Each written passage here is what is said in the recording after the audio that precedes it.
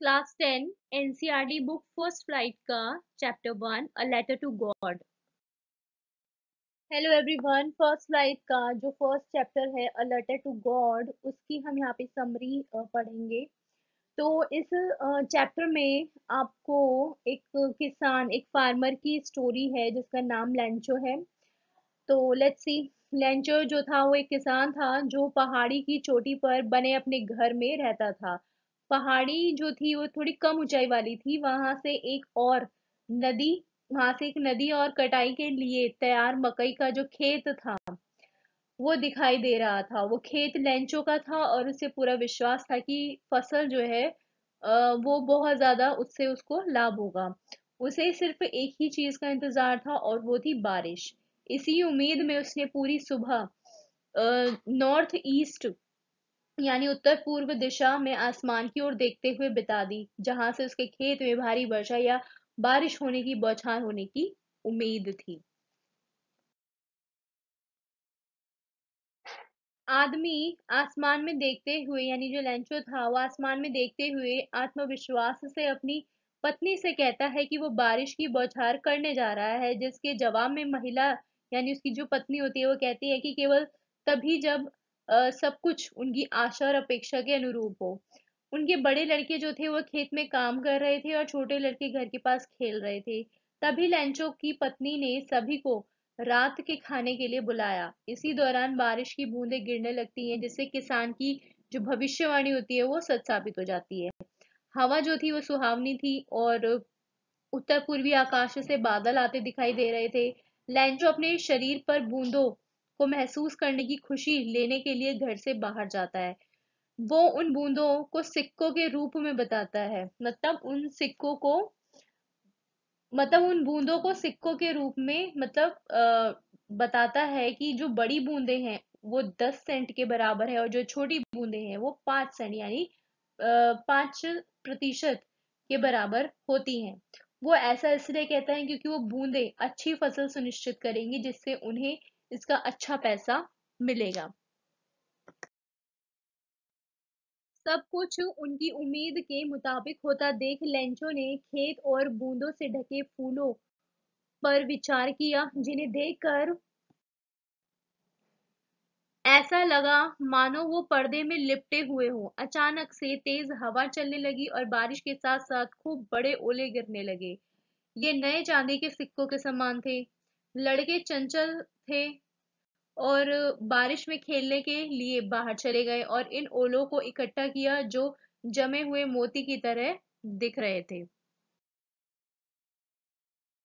अब जो बारिश थी वो रुक ही नहीं रही थी। किसान को अब चिंता होने लगी क्योंकि उससे उम्मीद थी कि तूफान जल्दी ही खत्म हो जाएगा, लेकिन ऐसा हुआ ही नहीं, जिससे उसे बहुत ज्यादा निराशा हुई। 1 घंटे तक घर, बगीचे, पहाड़ी, मक्के के खेत और पूरी घाटी पर ओले बरसते रहे। पूरा जो मैदान था, जो फील्ड थी पूरी, वो सफेद नजर आ रही थी, मानो नमक से ढका हुआ हो। पेड़ों पर एक भी पत्ता नहीं बचा। मक्का यानी भुट्टे की तरह नष्ट हो गया।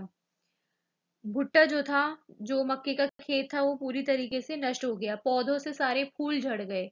ये सब देख कर लेंचो बहुत निराश हो गया। जब तूफान थम गया तब वो खेत के बीच में जाकर खड़ा हो गया और अपने बेटों को अपनी निराशा और दुख व्यक्त करके कहने लगा कि तूफान का जो प्रभाव हुआ है वो फसल नष्ट करने वाले जो कीड़े होते हैं वो उससे भी ज्यादा बदतर साबित हुआ। उनकी सारी मेहनत बेकार हो गई थी क्योंकि कोई भी मक्का नहीं बची थी और उन्हें डर था कि इस बार शायद भूखा रहना पड़ सकता है। सब कुछ खराब हो जाने के बाद भी परिवार के दिलों में अब भी उम्मीद बाकी थी। कुछ भी न बचने पर भी उन्हें ईश्वर पर भरोसा था। उन्होंने एक दूसरे का समर्थन किया और कहा कि कोई भी भूख से मरता नहीं है। लेंचो ने पूरी रात ये सोचते हुए बिता दी कि अब सिर्फ एक ही ऑप्शन बचा है और वो था भगवान की मदद लेना, जिसके बारे में उसे बताया गया था कि मतलब जैसे होता है ना, हम कोई बातें सुनते हैं कि भगवान की आंखें और कान हर जगह है। उसने भगवान को पत्र लिखकर अपनी व्यथा बताने की सोची। इतने सालों तक खेत में बैल की तरह काम करने के बावजूद वो लिखना जानता था। उसने रविवार की सुबह लिखना शुरू किया और खुद शहर जाकर इस लेटर को पोस्ट कर दिया। उसने अपने पत्र में लिखा कि हे भगवान, अगर आप मेरी मदद नहीं करेंगे तो मैं और मेरा परिवार इस साल भूखे रह जाएंगे। मुझे अपना खेत दोबारा बोने और फसल आने तक जीवित रहने के लिए 100 पैसों की जरूरत है, क्योंकि तूफान में वो खराब हो गई थी। उसने लिफाफे पर लिखा कि भगवान के लिए, मतलब है ना, लेटर टू गॉड, भगवान के लिए था तो उसने लिखा भगवान के लिए, और उस पर मोहर लगाकर उसे मेल बॉक्स में डाल दिया।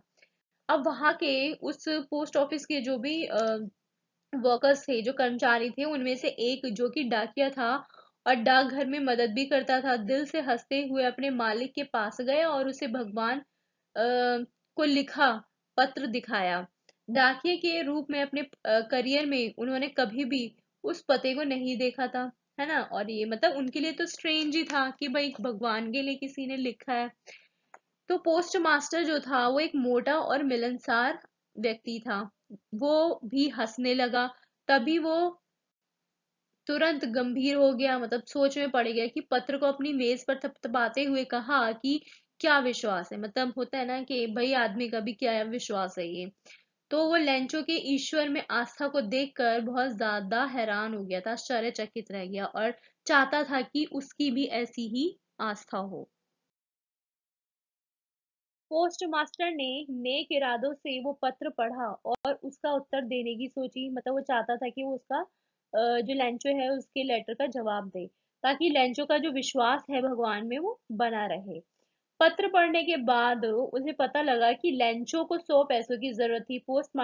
मास्टर ने अपने जो भी साथी काम करने वाले लोग थे, अपने सहयोगी और कुछ दोस्तों के साथ, जो एक अच्छे रीजन से दान करने को तैयार थे, उन सब ने पैसे इकट्ठा करना शुरू किया, जो कि पॉसिबल तो नहीं था, लेकिन फिर भी वो किसान को कितने दिए, उन्होंने पूरे तो नहीं दे पाए, है ना, लेकिन आधे से थोड़ा सा ज्यादा ही वो भेज सके।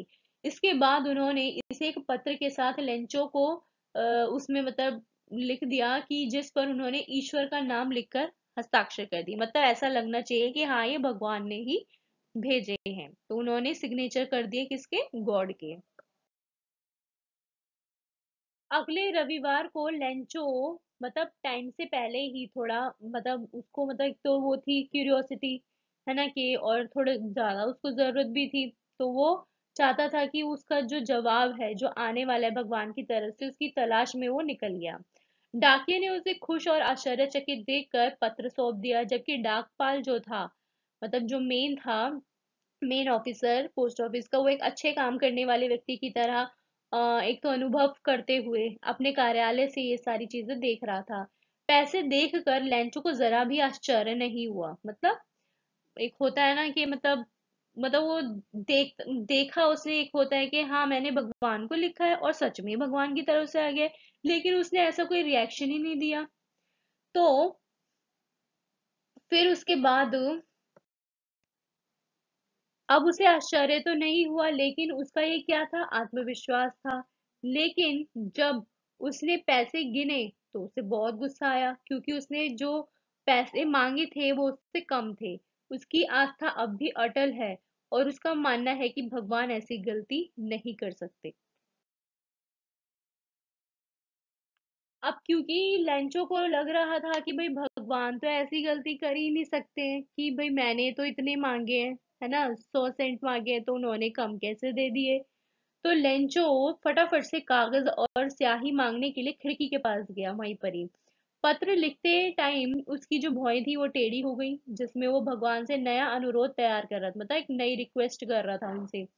और पूरा लिखने पर उसने उस पर मोहर लगा दी। जैसे ही उसने इसे मेल बॉक्स में डाला, पोस्ट मास्टर ने इसे पढ़ने के लिए निकाल लिया। लेंचो ने उसमें शिकायत की कि उसे केवल 70 पैसों मिले हैं, ठीक है, और उसे सच में बाकी पैसों की बहुत ज्यादा जरूरत है।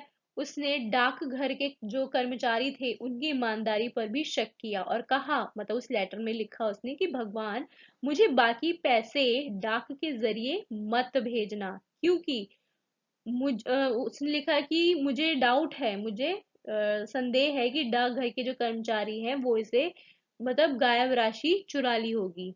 मतलब आपने तो पूरे भेजे होंगे, लेकिन ये जो डाकघर में काम करने वाले जो लोग हैं ना, शायद हो सकता है उन्होंने वो पैसे निकाल लिए हों। तो इसीलिए वो रिक्वेस्ट कर रहा है अब सेकंड लेटर में भगवान से कि आप जो मुझे अब पैसे भेजोगे वो डाक के जरिए मत भेजना। तो मतलब इतना ज्यादा उसका जो विश्वास है वो इसमें चैप्टर में दिखाया गया है। सो यहाँ पे हमारी ये जो स्टोरी है लेंचो की वो खत्म होती है। ओके, सो या this is the story of Lencho the farmer. Do like, share and subscribe and keep watching. Thank you.